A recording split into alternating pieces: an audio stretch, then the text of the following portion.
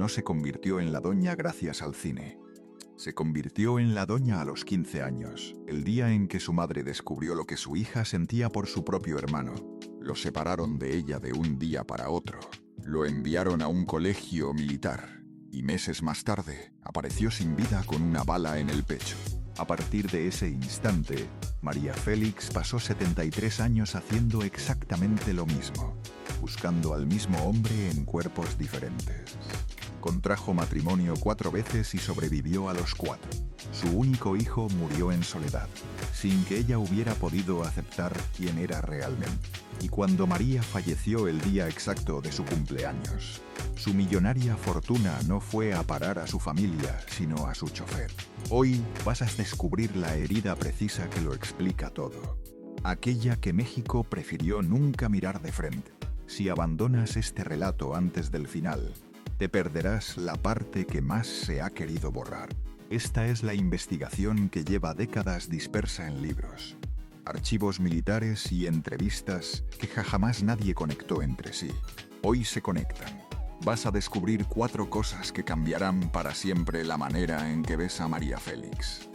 La primera, un documento militar de 1937 que estuvo sepultado durante 80 años. Cuando una investigadora lo halló tras 11 meses de búsqueda, la versión oficial sobre la muerte de alguien muy cercano a María quedó destruida para siempre. Y no fue un suicidio. La segunda, una confesión que la propia María le dictó a un historiador en 1994. 6 palabras que ningún medio se atrevió a analizar. 6 palabras que explican por qué se casó 4 veces y por qué ningún hombre fue suficiente para ella. La tercera, una llamada desde el poder que arrasó con una carrera de 20 años en Televisa. No fue un escándalo, no fue una actuación deficiente, fue algo que en el México de los años 80 no tenía perdón. Esta es la revelación que más han intentado suprimir. Y la cuarta, un testamento que hizo llorar a toda una familia, no por lo que contenía, sino por quién no aparecía en él y por quién sí. Te avisaré cuando llegue cada una. La tercera es la que más van a querer que no revele. Para comprender a María Félix de verdad, hay que comenzar por donde nadie comienza. No por el cine, no por Agustín Lara, ni por Jorge Negrete. Hay que empezar por ese muchacho, su hermano José Pablo Félix Güereña, el gato. Y hay que empezar por lo que ocurrió dentro de esa casa de Álamos para que una madre tomara la decisión de destruir a su propia familia. Si te gusta este contenido, suscríbete para no perderte ninguna historia oculta. María nació en 1914 en Álamos, Sonora, un pueblo caluroso enclavado en las montañas del noroeste de México. Su padre, Bernardo Félix Flores, era militar y político. Su madre, Josefina Güereña, una mujer religiosa de ascendencia vasca que trajo al mundo 16 hijos, de los cuales sobrevivieron 12. Era una casa bulliciosa, llena de normas, de voces elevadas, con un padre que imponía autoridad con mano dura y una madre que rezaba para que sus hijos no se apartaran del camino recto. Pero entre todos esos hermanos, María solo tenía ojos para uno, Pablo. Lo describía así: moreno, con el cabello rubio veteado por el sol, un lunar junto a la boca idéntico al de ella, ojos claros, casi amarillos. Lo llamaban el gato. Cantaba, tocaba la guitarra. María decía que era un dios de guapo. Y esa descripción no venía de una hermana cualquiera. Venía de una adolescente que a los 15 años sentía algo que no sabía cómo nombrar. Algo que la asustaba y la atraía al mismo tiempo. Guarda este detalle sobre Pablo. Será fundamental para entender todo lo que viene después. También hay un collar de esmeraldas que aparecerá más adelante en esta historia. Un collar que Jorge Negrete nunca terminó de pagar y que desató una guerra familiar que llegó hasta los tribunales. Ese collar conecta directamente con la forma en que María Félix entendía el amor. Como una batalla en la que alguien siempre sale perdiendo. Y hay un internado militar en Toronto, Canadá, donde María encerró a su único hijo durante 12 años. 12 años alejado de ella. Cuando te cuente por qué lo hizo, vas a entender algo terrible. María Félix repitió exactamente el mismo error que su madre cometió con ella. El mismo patrón, la misma herida, pasando de generación en generación. Y hay algo más. Una autobiografía de 4 tomos titulada Todas mis guerras, dictada por la propia María al historiador Enrique Krauze en 1994. En esas páginas hay confesiones que ningún periodista se atrevió a publicar íntegramente. Una de esas confesiones cambia para siempre lo que sabemos sobre el verdadero amor de su vida. No fue Agustín Lara, no fue Jorge Negrete, no fue Alex Berger. Fue alguien que el mundo no esperaba. Ya llegaremos a eso, pero volvamos a Álamos, volvamos a esa casa. La madre de María lo notó. Notó la forma en que su hija miraba a Pablo. Notó que los juegos de la infancia se habían convertido en otra cosa. Notó la cercanía física, los roces, la manera en que María se sentaba en las piernas de su hermano. Le trepaba a la espalda, buscaba cualquier pretexto para tocarlo, y decidió actuar. Josefina convenció a su marido de enviar a Pablo al Colegio Militar de Popotla, en la Ciudad de México, lo más lejos posible, sin consultar a María, sin despedida. Un día Pablo estaba ahí y al siguiente ya no. María tenía 15 años, Pablo 17. Esa separación le rompió algo por dentro que nunca volvió a componerse. Años después, ya convertida en la estrella más grande de México, María le confesó al historiador Enrique Krauze lo que sintió durante aquellos días. Lo dijo con una honestidad que cortaba. Su madre se había dado cuenta de que la relación entre ella y Pablo no era como la que tenía con sus otros hermanos, y comenzó a separarlos. No podía estar mucho tiempo cerca de él, sentarse en sus piernas ni treparse a su espalda, porque su madre se ponía furiosa. Los juegos que habían sido naturales en la infancia ya no eran bienvenidos. Y luego dijo algo que nadie supo cómo interpretar. Al verlo de militar, pensó en buscar un muchacho como él, que tuviera su piel y sus ojos, pero que no fuera su hermano. Aunque eso era una tontería, porque el perfume del incesto no lo tiene otro amor. El perfume del incesto no lo tiene otro amor. Esas palabras las pronunció la propia María Félix. Y nadie, en casi 30 años, las ha analizado como merecen. Ella lo llamó un incesto blanco. Una atracción física y espiritual que, según ella, nunca cruzó ciertos límites, pero que definió cada decisión sentimental que tomó en su vida. Tal vez tú también has sentido algo parecido alguna vez. No necesariamente igual, pero sí esa certeza de que hubo alguien hace mucho tiempo que marcó la manera en que buscas el amor. Alguien que se fue y te dejó buscando su sombra en cada persona que conociste después. Con Pablo lejos y la familia destrozada, María hizo lo que hacían muchas jóvenes de su época cuando querían escapar: casarse.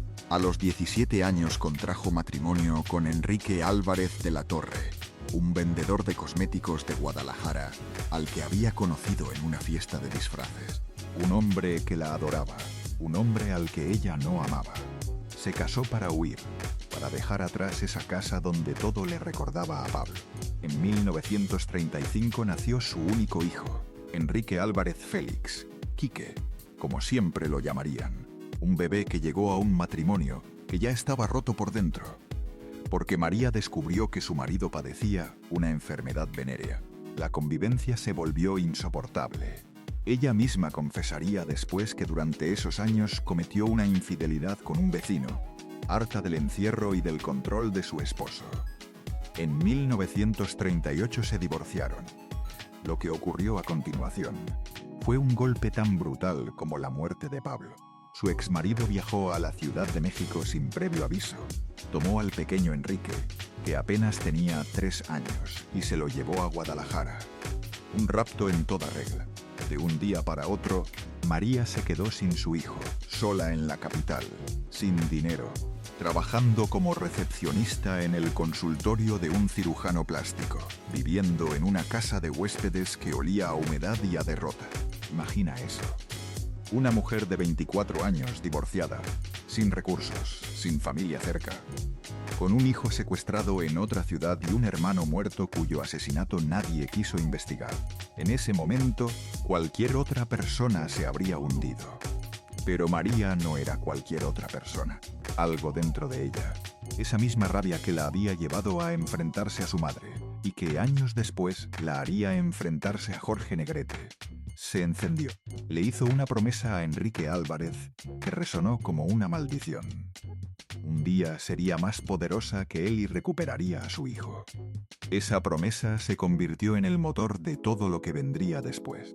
Pero antes de que la cumpliera, antes de que el cine la descubriera, antes de que el mundo conociera a la doña, llegó la noticia que partió su existencia en dos mitades irreconciliables. El 26 de diciembre de 1937, un día después de Navidad, el periódico Excelsior publicó una nota breve. El cadete Félix Güereña se había quitado la vida de un disparo dentro del colegio militar de Popotla. Pablo, su Pablo, el gato, el muchacho de ojos amarillos que cantaba y tocaba la guitarra, muerto a los 24 años. Aquella noche de diciembre, en algún cuarto del colegio militar, ocurrió algo que el ejército no quiso explicar. Un joven cadete al que le quedaba toda la vida por delante, apareció muerto con una herida de bala. Y al día siguiente, antes de que nadie pudiera hacer preguntas, el cuerpo ya estaba en una fosa, sin autopsia, sin familiares presentes, sin justicia. La noticia debió caerle encima a María como un derrumbe, porque no solo perdió a su hermano, perdió al único hombre que había amado de verdad. Y lo perdió como consecuencia directa de la misma decisión que su madre tomó para separarlos. Si Josefina no hubiera mandado a Pablo al colegio militar, Pablo estaría vivo. Esa ecuación le taladraba el cerebro y la perseguiría durante 7 décadas. Pero María no aceptó la versión oficial. Desde el primer día dijo que a Pablo lo habían matado, que aquello no era el caso de alguien que decide terminar con su propia vida, que había algo más. Nadie la escuchó. Era una mujer divorciada, pobre, sin influencia. Su voz no importaba, todavía no. Guarda esa negativa de María. Guarda su convicción de que a Pablo lo asesinaron, porque 80 años después una investigadora le daría la razón. Y lo que encontró en los archivos es escalofriante. Ese golpe lo transformó todo. La niña de Álamos que jugaba con su hermano, la joven que se casó para huir de su dolor, la madre a quien le arrancaron a su hijo, todo eso murió con Pablo. Lo que emergió fue otra persona. Una mujer blindada, fría, altiva, imbatible. La coraza que el mundo conocería como la doña nació de un duelo que jamás tuvo cierre. Y todo lo que viene después tiene un significado diferente ahora que sabes de dónde vino. 1942. María caminaba por el centro histórico de la Ciudad de México, mirando los escaparates de tiendas de antigüedades, cuando el director Fernando Palacios se le acercó y le preguntó si quería hacer cine. Su respuesta forma parte de la leyenda. ¿Y quién le dijo que yo quiero entrar en el cine? Si me da la gana, lo haré, pero cuando yo quiera y será por la puerta grande. Así fue. Su debut ocurrió en El Peñón de las Ánimas junto a Jorge Negrete, el actor más importante del momento, un hombre al que nadie se atrevía a desafiar. Negrete quería que el papel fuera para su novia Gloria Marín. Cuando le presentaron a María en el set, soltó una pregunta venenosa. ¿Con quién se acostó para que le dieran el papel principal? María lo miró sin pestañear. Usted lleva más tiempo que yo en este negocio, así que debe saber bien con quién hay que acostarse para ser estrella. Ese intercambio definió a María Félix para siempre. No pedía permiso, no se achicaba, no bajaba la mirada. Negrete, el hombre al que todo México reverenciaba, se quedó sin palabra, y el público captó algo que ningún director podría fabricar. Esa mujer era peligrosa de verdad, pero lo que nadie sabía era de dónde venía esa dureza. No era un rasgo de personalidad caprichoso, era el resultado de haber perdido a Pablo, de haber sobrevivido a un matrimonio enfermizo, de que le arrancaran a su hijo. María Félix no actuaba la fiereza, la vivía. Cada personaje que interpretaba era una versión de la armadura que se había construido para no volver a ser vulnerable. Un año después llegó Doña Bárbara, la adaptación de la novela de Rómulo Gallegos, dirigida por Fernando de Fuentes. El papel de una mujer despiadada, dueña de tierras y devoradora de hombres, le quedaba como si Gallegos la hubiera escrito pensando en ella. Con esa película llegó el apodo que la perseguiría hasta la tumba, la Doña. Después vinieron La mujer sin alma y La devoradora, enamorada, dirigida por el Indio Fernández, que le valió su primer Ariel y una nominación a la Palma de Oro en Cannes. Río Escondido, que le otorgó su segundo Ariel, McLovin. Película tras película, María construía un personaje público que se tragaba a la persona real. La mujer altiva, imbatible, que no necesitaba a nadie. Un papel que interpretó tan bien que hasta ella misma acabó por creérselo. Hollywood la buscó.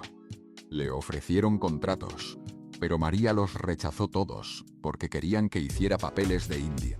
Las indias las hago en mi país, dijo. En el extranjero solo encarno a reinas. Una frase que resumía toda su filosofía, antes muerta que reducida.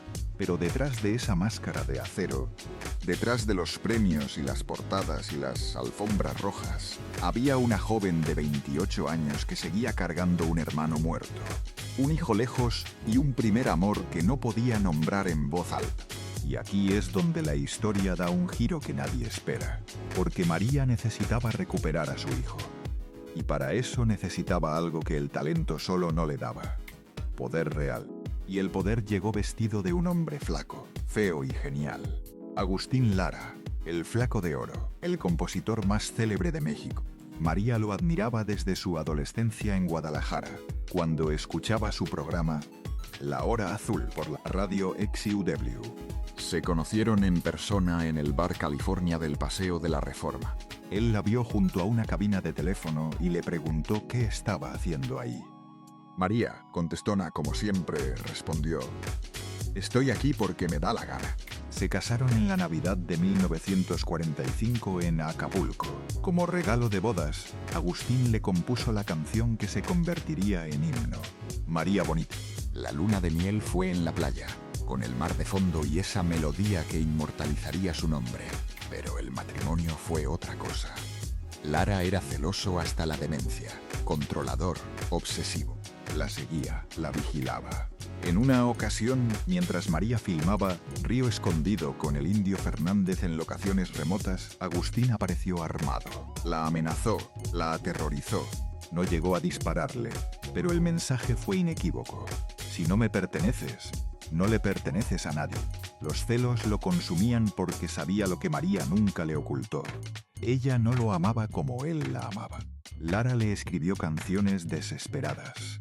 Humo en los ojos, cuando vuelvas, 2 puñales. Como si cada melodía fuera un intento de retenerla con notas musicales. Pero María ya había decidido que ningún hombre la iba a encadenar. Esa parte de ella había muerto en el colegio militar de Popotla junto con Pablo. Sin embargo, Lara le dio algo que ningún otro hombre le había dado hasta entonces: los medios y la influencia para recuperar a su hijo. En 1946, con la fama en su punto más alto y el respaldo del nombre de Agustín Lara, María viajó a Guadalajara. Se presentó donde vivía el pequeño Enrique con su abuela paterna, lo subió a un automóvil y se lo llevó sin mirar atrás. Un rapto por un rapto. El niño tenía 11 años y llevaba casi una década sin ver a su madre. Años después, en una entrevista con Cristina Saralegui, Enrique lo recordaría con una mezcla de asombro y dolor. Fue y me raptó, literalmente. Llegó, me metió a un coche y me trajo. No había rencor en su voz, pero tampoco alegría. Había la resignación de alguien que comprendió desde muy joven que su madre no hacía las cosas a medias, ni el amor ni el abandono. Recuerda ese momento. La forma en que María recuperó a su hijo lo dice todo. No pidió permiso a nadie, no negoció, no esperó una orden judicial. Actuó como en sus películas, tomando lo que consideraba suyo por la fuerza. Así amaba María Félix, como una tormenta. El matrimonio con Lara se desplomó a los 2 años. La resolución está tomada, declaró el compositor a los periódicos.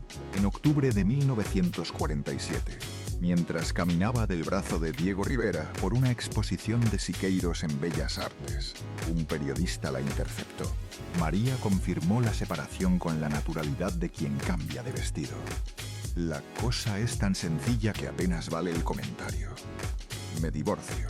¿Qué tiene de extraño? El periodista insistió en el motivo. María lo miró y respondió: ¿por qué debo externar el motivo de mi determinación cuando, por ser tan íntimo, debe considerarse sagrado? Y se fue del brazo de Rivera, dejando al periodista con la boca abierta y al país entero con una pregunta sin respuesta. Se marchó a España, a Italia, a Francia, a filmar en 3 continentes, y se llevó una certeza grabada a fuego. Los hombres servían para algo, pero el amor verdadero lo había dejado enterrado en una fosa del colegio militar. También se llevó a un niño de 11 años que no sabía qué hacer con una madre que era más mito que persona. Y aquí es donde María repitió el patrón, el mismo que había destruido su propia infancia. Miró a Enrique y decidió que estaba demasiado consentido por su abuela paterna, que necesitaba disciplina, estructura, mano firme. Así que hizo exactamente lo mismo que Josefina Güereña había hecho con Pablo 30 años antes. Lo mandó lejos, a un internado militar en Toronto, Canadá. 12 años. Enrique Álvarez Félix pasó 12 años en colegios e internados de Estados Unidos, Canadá y Francia. Las visitas eran esporádicas, las llamadas breves. María tenía 10 películas por filmar en España y eligió su carrera. Enrique creció solo, con el peso de un apellido imposible y la sombra de una madre que era la 4ª mujer más fotografiada del mundo, detrás de Marilyn Monroe, Sofía Loren y Marlene Dietrich. En el internado de Toronto, un niño mexicano de 11 años aprendía inglés, francés, matemáticas y disciplina militar. Pero lo que más aprendía era soledad. Esa soledad que se mete en los huesos y que después, cuando eres adulto, no puedes sacarte de encima aunque estés rodeado de gente. Enrique la llevó consigo el resto de su vida. Tal vez tú también has tomado decisiones así. Cosas que hiciste pensando en el bien de alguien.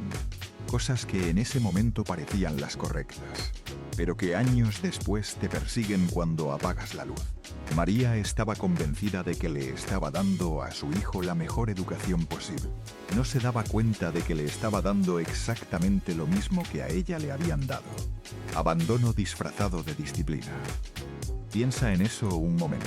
María perdió a Pablo porque su madre lo envió al colegio militar. Y ahora María mandaba a su propio hijo a un colegio militar en el extranjero. El mismo ciclo, la misma herida, pasando de madre a hijo como una enfermedad que nadie sabe cómo curar. Mientras Enrique crecía en esa soledad helada de los internados canadienses, María de Los Ángeles Félix Güereña vivía la década más deslumbrante de su existencia. En Europa filmó con Jean Renoir, con Luis Buñuel, con los directores más importantes del cine europeo.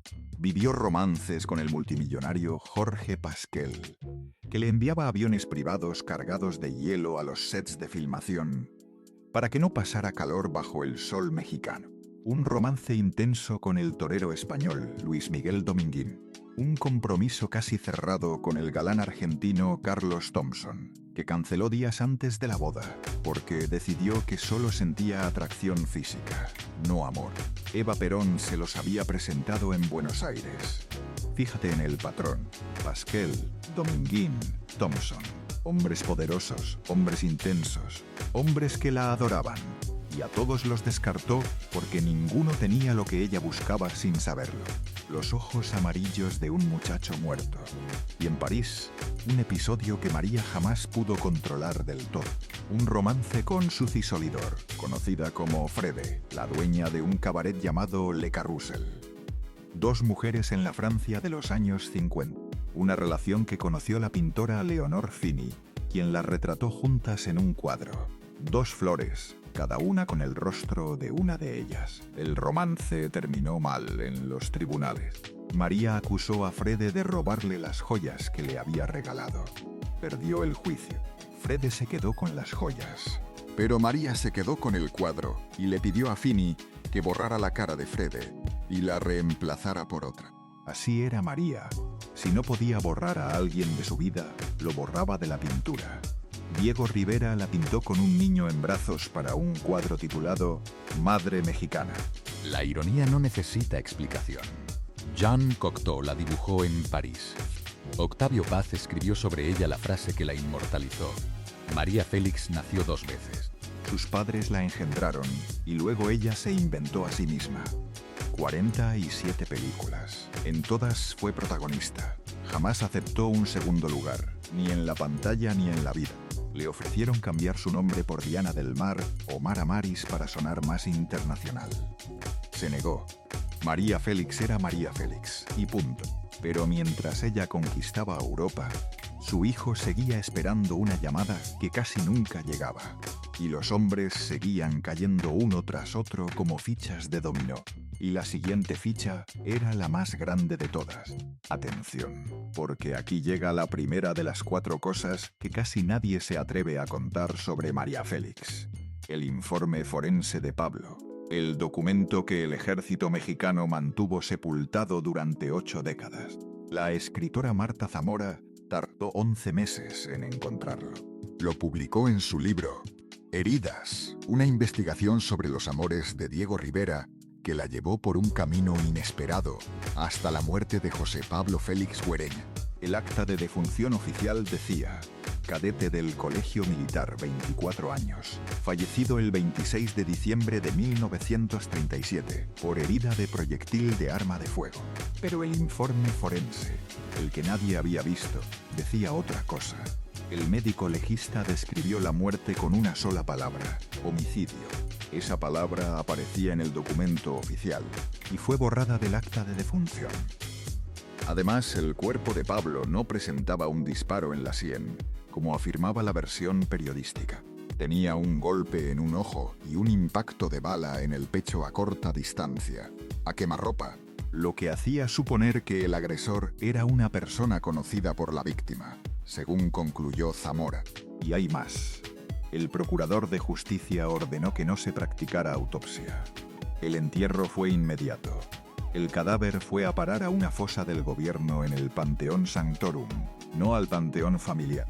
Y el ejército, al que Marta Zamora solicitó información, respondió que no podía proporcionarla. 80 años después siguen sin dar explicaciones. María Félix siempre tuvo razón. A su hermano lo mataron dentro del colegio militar. Alguien que él conocía le disparó en el pecho la noche de Navidad y el gobierno lo tapó. Ahora entiendes por qué la mirada de María Félix era así. ¿Por qué esa frialdad? ¿Por qué esa armadura? No era actuación, era supervivencia. La doña nació porque una adolescente de 15 años perdió al único hombre que amó y nadie le creyó cuando dijo la verdad. Y aquí llega la segunda revelación, la que conecta esa pérdida con la tragedia que persiguió a María el resto de su vida. 1952. María de los Ángeles Félix Güereña regresa a México después de años filmando en Europa y Sudamérica. 38 años, en la cima absoluta de su carrera.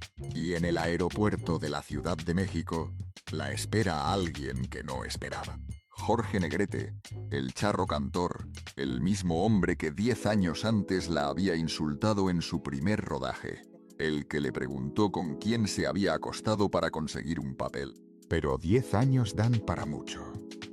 Negrete se había separado de Gloria Marín apenas 6 meses antes, tras 11 años juntos. María había regresado de Argentina, donde canceló su boda con Carlos Thompson a días de la ceremonia.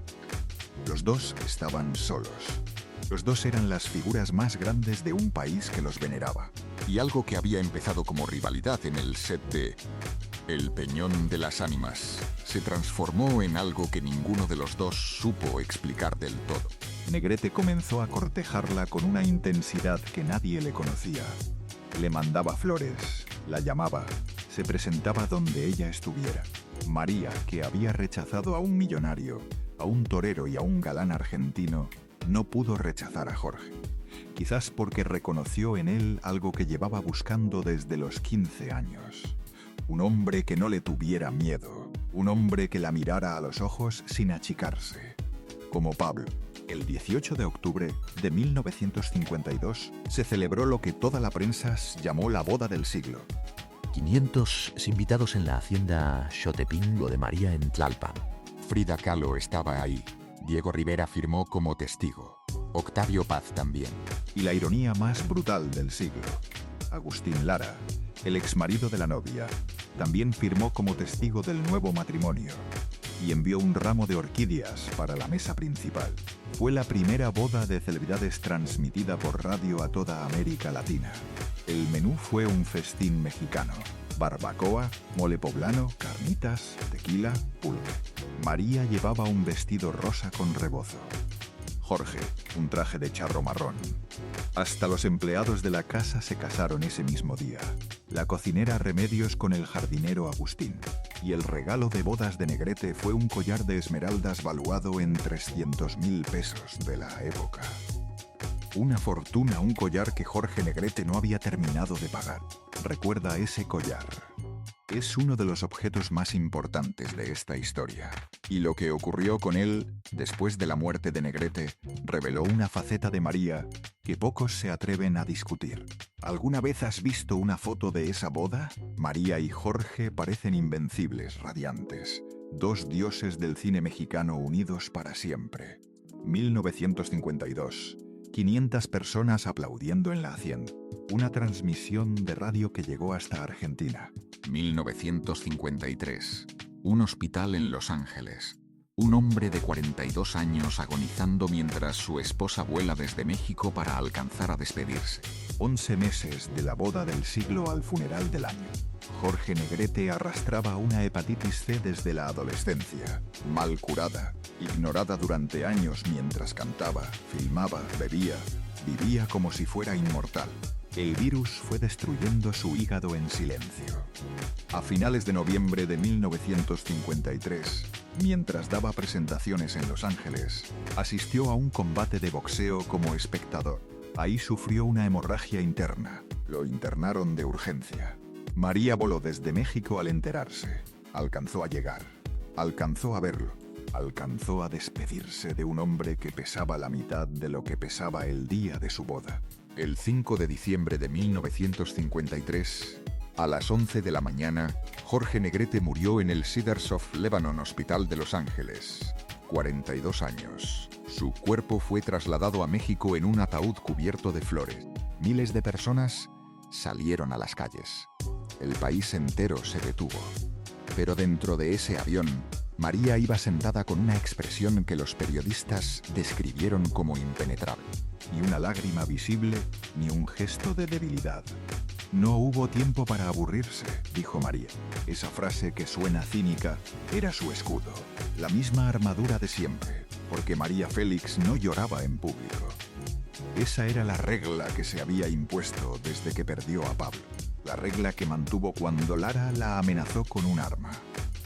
La regla que sostendría cuando enterrara a Berger y a su propio hijo. Nunca más una lágrima donde alguien pudiera verla. El actor Andrés Soler, amigo cercano de Negrete, dijo algo que resumía todo. Jorge tuvo un gran y terrible enemigo. Él mismo. Pudo tener una gran fortuna, pero sucumbió víctima de su generosidad. Negrete murió en la pobreza. Su familia no podía pagar la hipoteca de la casa de sus padres. El hombre más famoso de México no dejó ni para cubrir sus deudas, y eso incluía el collar. El dolor se manifestó de otra forma, en rabia, y comenzó la guerra del collar. La familia de Negrete reclamó las esmeraldas. Su hermana Consuelo reveló que en su testamento, redactado antes de conocer a María, Negrete le dejaba todo a su hija Diana y a su madre. María no aparecía en ninguna parte. La madre de Jorge, sus hermanos, David Negrete, todos exigían la devolución del collar. 300.000 pesos de deuda. María se negó. No iba a devolver el regalo de bodas de su marido muerto. El caso llegó a los tribunales. Un juez ordenó que se le retuviera en el aeropuerto de la Ciudad de México. Los periódicos la destrozaron. La opinión pública se dividió. Pero María no cedió ante los jueces, ni ante la familia, ni ante la presión. El collar se quedó en su cuello como un trofeo de guerra, como un recordatorio de que el amor para María Félix siempre tenía un precio que alguien debía pagar. ¿Quién terminó pagando la deuda del collar? Alex Berger, el banquero francés que sería su cuarto y último marido, el hombre que compró su libertad con 300.000 pesos y que la amó durante 18 años. Se habían conocido en 1946 en una fiesta de la Embajada Francesa en México. Agustín Lara fue invitado a amenizar la noche y María lo acompañó como esposa. Ahí vio por primera vez a Alexander Berger, alto, elegante, de origen rumano, con la aureola de un hombre cosmopolita que la fascinó. Pero ambos estaban casados. No pasó nada, ni una palabra fuera de lugar. 10 años después, con Lara divorciado, Negrete muerto y Thompson descartado, María se encontró con Berger en un bar de París. Los dos estaban solos. Ella era viuda, él divorciado. Se miraron como si el tiempo no hubiera pasado. Se casaron a los pocos meses, en diciembre de 1956, en un juzgado de las afueras de París. Sin prensa, sin 500 invitados, sin transmisión de radio. Una boda íntima, lo opuesto a la del siglo con Negrete. Fue el matrimonio más largo y más estable de María. Berger era generoso, inteligente, discreto. No le hacía escenas de celos como Lara. No competía con ella como Negrete. La dejaba ser. Y eso para una mujer que había pasado la vida peleando por su autonomía, era lo más parecido a la paz que jamás conoció. Pero no te confundas. Estabilidad no significaba felicidad. María seguía siendo María. Una frase suya lo resume todo. De no haber sido María Félix, me hubiera gustado ser el hijo de María Félix. Cuando le preguntaron por qué, respondió: Enrique es un hombre muy dotado. Es mi mejor amigo. Me divierto mucho en su compañía. Fíjate bien en esas palabras. No dijo lo amo. No dijo estoy orgullosa de él. Dijo me divierto. Como si su hijo fuera un acompañante elegante, no un hijo. Guarda eso, porque esa distancia emocional le costó a Enrique más de lo que nadie imagina. Compartían la pasión por los caballos, por las joyas, por la vida entre dos continentes. Berger incluso ayudó a gestionar un préstamo entre los gobiernos francés y mexicano para financiar la construcción del metro de la Ciudad de México. María decía que quizás no fue el hombre que más amó, pero sí el que mejor amó. La diferencia es sutil, pero devastadora. Significa que el hombre al que más amó seguía siendo un fantasma de ojos amarillos enterrado en una fosa militar. María quedó embarazada por segunda vez en su vida. A los 44 años quería darle un hijo a Berger, que no tenía descendencia. Pero durante el rodaje de Flor de Mayo, sufrió un accidente que la hizo perder al bebé. Se prometió no volver a intentarlo. Otra pérdida, otra puerta que se cerraba. En octubre de 1974 murió la madre de María, Josefina Güereña. La mujer que los había separado a ella y a Pablo. La mujer cuya decisión había desencadenado 70 años de tragedia. María no dejó registro público de lo que sintió. Pero apenas 2 meses después, la noche del 31 de diciembre, Alex Berger murió de cáncer de pulmón en París. Noche vieja. El champán quedó sin abrir. María había perdido a su madre y a su marido en el mismo año. La depresión la arrasó. Pasó 8 meses internada en la Clínica Mayo de Rochester, Minnesota. Le recetaron pastillas para dormir. Unas pastillas de las que ya no pudo desprenderse hasta el día de su muerte. Casi 30 años después. Prepárate, porque lo que viene es la razón por la que hice este video. Lo que le pasó a su hijo mientras ella brillaba en las pantallas del mundo. Y ahora sí, la tercera revelación.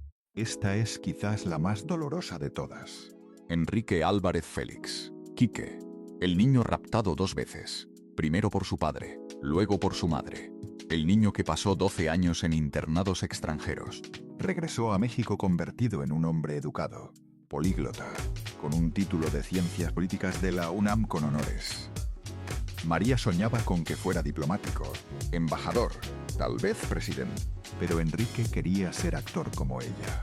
A pesar de sus advertencias, a pesar de sus intentos de disuadirlo, se lanzó al cine. María le puso una condición: estudia otra carrera primero. Enrique obedeció, se graduó de Ciencias Políticas y con el título en la mano, le dijo a su madre que su decisión estaba tomada. María, que reconocía la terquedad porque era la suya propia, dejó de resistirse y comenzó a apoyarlo. Debutó en 1965 con Simón del Desierto de Luis Buñuel, junto a Silvia Pinal y Claudio Brook. No era un debut menor. Era una película de uno de los directores más importantes de la historia del cine. Un año después llegó Los Caifanes, la película que lo consagró. Después vinieron las telenovelas: Colorina junto a Lucía Méndez, Rina junto a Ofelia Medina, El retrato de Dorian Gray, producida por Ernesto Alonso. Marisol tenía talento de sobra, presencia magnética, el apellido más famoso de México, pero cargaba con algo que en el México de los años 60 y 70 era una condena sin juicio. Enrique era gay. Su padre, Enrique Álvarez de la Torre, le había prohibido saludarlo de beso desde que era niño. «Los hombres no se besan», le dijo. Y María, la mujer que desafiaba cada convención, la que retaba a Jorge Negrete, la que plantaba cara a directores y productores, con su propio hijo se paralizó. Nunca habló abiertamente de su orientación. Ella, que tenía amigos en las comunidades más diversas de París y Nueva York, que había vivido un romance con una mujer en Francia, con su propio hijo, no pudo sostener esa conversación. El amor de madre me parece la cosa más cursi del mundo, dijo María en una entrevista. Esa frase, que suena cruel, escondía algo peor: la incapacidad de expresar un amor que sentía, pero no sabía cómo dar, porque nadie se lo había enseñado. Su propia madre eligió la separación sobre el diálogo, y María repitió el patrón. En los años 80, la situación se volvió insostenible. El gobierno de Miguel de la Madrid impulsó una política de renovación moral de la sociedad.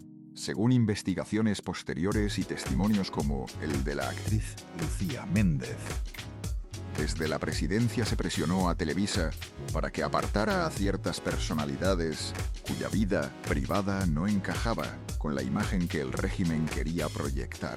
La purga fue silenciosa. No hubo memorándums, no hubo despidos formales.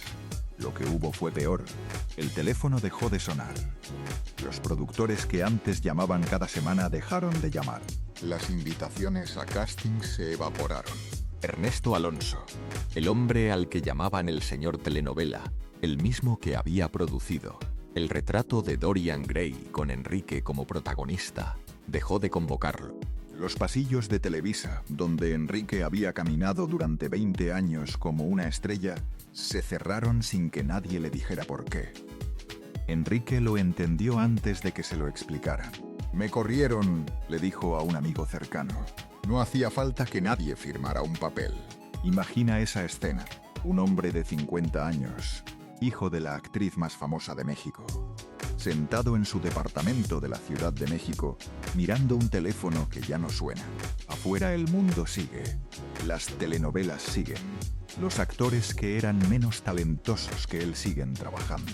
Pero él no, porque alguien en Los Pinos decidió que personas como Enrique no merecían estar en la pantalla de los mexicanos. Enrique fue borrado de un día para otro. Su carrera en televisión, que era su sustento y su vocación, se evaporó. No por una mala actuación, no por un escándalo público, sino por ser quien era en un país que no estaba dispuesto a aceptarlo. En una entrevista para el show de Cristina, apenas 2 años antes de morir, Enrique dijo con voz firme: «No soy un desviado». Esas palabras, dichas en televisión nacional, escondían décadas de dolor. Un hombre de 60 años defendiéndose de algo que nunca debió haber tenido que defender. Un hombre que había estudiado en las mejores universidades del mundo, que hablaba 4 idiomas, que había trabajado con Buñuel y con Ernesto Alonso, reducido a justificar su existencia frente a una cámara. Pero Enrique no se hundió del todo. Hizo algo que requería un valor enorme. Produjo y protagonizó una obra de teatro sobre la persecución de homosexuales en los campos de concentración nazis. Era su grito silencioso, Su manera de decir, existo y merezco existir, en un mundo que le pedía desaparecer. ¿Te imaginas lo que debió sentir María viendo eso? Su hijo sobre un escenario interpretando el dolor de personas perseguidas por ser quienes eran. ¿Habría entendido el mensaje? ¿Se habría visto reflejada en esos perseguidores? Nunca lo sabremos, porque María y Enrique jamás hablaron públicamente de ese tema. El silencio fue la lengua materna de esa familia. Su amiga más cercana, la actriz Isela Vega, revelaría después que Enrique nunca quiso casarse, porque tenía pánico de repetir la historia de sus padres. Ofelia Medina contó que Enrique le propuso matrimonio durante la telenovela Rina, y ella lo rechazó con cariño. Me dijo que por qué no nos casábamos, que sería lindísimo, recordó Ofelia. Yo le dije que era el halago más grande que me habían hecho en mi vida, pero que no creo en el matrimonio. Medina decía que conocía bien las preferencias de su amigo, que nunca se las ocultó, y que la propuesta fue más un acto de ternura que de convicción. Enrique vivió sus últimos años dividido entre el teatro y una vida privada que guardó con celo absoluto. Nunca se supo quién fue su pareja ni se le vio acompañado públicamente. Vivió en un país que lo obligaba a esconderse. Y se escondió tan bien que hasta su propia madre prefirió no buscar detrás de la cortina. El 24 de mayo de 1996, Enrique Álvarez Fix sufrió un infarto al miocardio. Murió a los 61 años, solo, sin pareja oficial, sin hijos, sin haber podido vivir con la libertad que merecía. Sus restos fueron llevados al Panteón Francés de la Ciudad de México. María recibió la noticia en su casa de Polanco. Tenía 82 años. Las manos le temblaron, los ojos se le llenaron, pero no gritó, no se derrumbó frente a nadie. La doña no se derrumbaba. Esa era la regla desde Pablo, la misma regla de siempre. Pero algo se quebró por dentro que ya no pudo repararse, porque con Enrique se fue lo último que la conectaba con el mundo. Su hermano muerto, sus 4 maridos muertos, y ahora su hijo. La mujer que había dominado cada set, cada escenario, cada sala de cine de 3 continentes, se quedó en una mansión de Polanco sin nadie de su sangre que la acompañara. He estado muy ocupada viviendo mi vida y no he tenido tiempo de contarla. Esa vez, cuando la dijo después de la muerte de Enrique, la frase sonó hueca, como una habitación vacía donde alguien habla solo. Quizás tú también conoces esa sensación. Llegar a una edad donde las personas que más quisiste ya no están, donde los recuerdos pesan más que los planes, donde el teléfono deja de sonar y el silencio de una casa vacía se convierte en el ruido más ensordecedor del mundo. Hay una frase que María repitió toda su vida. La dijo de joven cuando nadie la conocía. Sonaba a desafío. La repitió cuando era la estrella más grande de Latinoamérica. Sonaba a orgullo. La volvió a decir cuando enterró a Jorge Negrete con 11 meses de casada. Sonaba a escudo. La dijo por última vez cuando enterró a su único hijo. Ya no sonaba a nada, porque ya no había nadie escuchando. La vida dejó de estar ocupada, y lo que quedó fue una mansión en silencio en Polanco. Y, al otro lado de una barda de concreto, los restos de un muchacho de ojos amarillos. Los últimos 6 años de María Félix fueron una mezcla de homenajes públicos y soledad privada. Los reconocimientos se multiplicaban, las condecoraciones llegaban. Cartier, la joyería francesa, le dedicó una colección entera con su nombre. Relojes, pañuelos, plumas, bolsos, todo con el sello La Doña. Era la única actriz en la historia a la que Cartier había dedicado una línea completa. Y la pieza central era un collar que María encargó personalmente. 2 cocodrilos engarzados de oro, recubiertos de 1023 brillantes amarillos y 1060 esmeraldas. Una joya tan extravagante que Cartier tardó meses en fabricarla. María la llevaba con el orgullo de quien sabe que no necesita pedir permiso para brillar. En 1998, a los 84 años, grabó un disco al que tituló Enamorada. Su voz grave, raspada por el tiempo, cantando las mismas canciones que alguna vez le cantó Agustín Lara, como si quisiera cerrar un círculo que llevaba medio siglo abierto. Juan Gabriel le dedicó una canción, María de todas las Marías, y se la cantó en vivo en televisión. María lo escuchó sentada, con los ojos brillantes y las manos quietas sobre el regazo. Fue uno de los pocos momentos en que se la vio emocionada en público durante sus últimos años. Pero ¿quién estaba con ella cuando se apagaban las cámaras? Luis Martínez de Anda, un joven que llegó a su vida como chofer y asistente cuando apenas tenía 18 años y que con el tiempo se convirtió en su confidente, su acompañante diario, la persona que le preparaba el café por las mañanas y la última voz que escuchaba antes de dormir. Y el pintor francés Antoine Zapov, que la retrataba incansablemente y la acompañaba en los eventos donde ella ya no tenía la energía de ir sola. 2 hombres jóvenes, ningún familiar, ninguno de los 12 hermanos que sobrevivieron, ningún sobrino, nadie de su sangre. María Félix, la mujer que fue modelo de Diego Rivera y musa de Agustín Lara, la que rechazó Hollywood porque no quería hacer papeles de India, la que tuvo una audiencia privada con el Papa Pío XII y mandó hacer joyas que costaban lo mismo que un edificio, terminó sus días dependiendo de un chofer y un pintor para no cenar sola cada noche. Y ahora llegamos a la cuarta y última revelación, la que prometí al principio. Si has llegado hasta aquí, esto es para ti. 8 de abril de 2002. María Félix Cumplía 88 años. esa noche, mientras dormía en su residencia de Polanco, sufrió un infarto. Murió en su cama, en silencio, el mismo día que había nacido, como si su vida fuera un círculo perfecto que se cerraba sobre sí mismo. La noticia sacudió a México, pero lo que sacudió a su familia fue el testamento. María no tenía herederos directos. Su hijo había muerto 6 años antes. Sus 4 maridos la habían precedido.